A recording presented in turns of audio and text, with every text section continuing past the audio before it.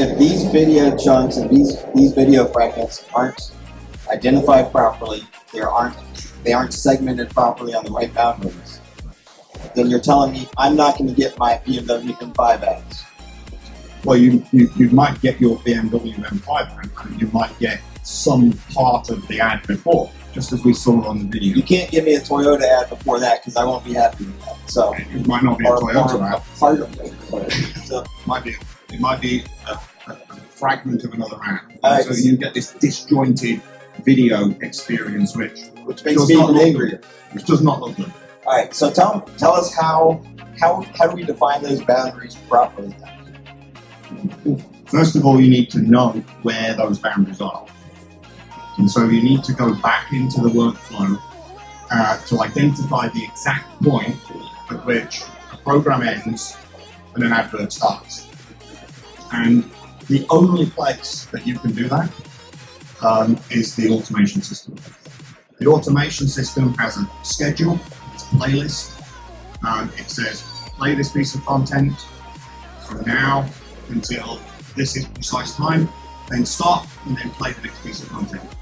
So if you can get into the automation system and extract that data, you have a way of signaling precisely when the program boundaries occur. If you can signal that, and you can do it in a common standard way, then you have a methodology of downstream doing a lot of very interesting things, which we'll talk about as well. Right. And by standard, that's using the SCTE standards for formatting that correct metadata. So in particular, SCTE or SCTE 104. And it's a mechanism of signaling a precise frame of where something starts and where something stops. And if you have that in the video signal itself at source, then you can do all sorts of very magical things downstream.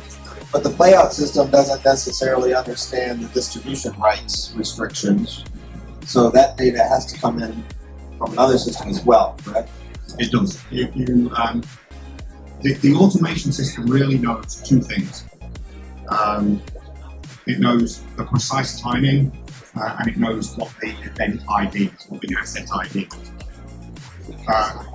You would have to go and hit other databases and other sources of information to get the rights associated with that information. So for instance, if it's a program, you can go to the content provider's database and understand that program cannot be played out over the internet, or that program can only be played on certain devices on certain networks.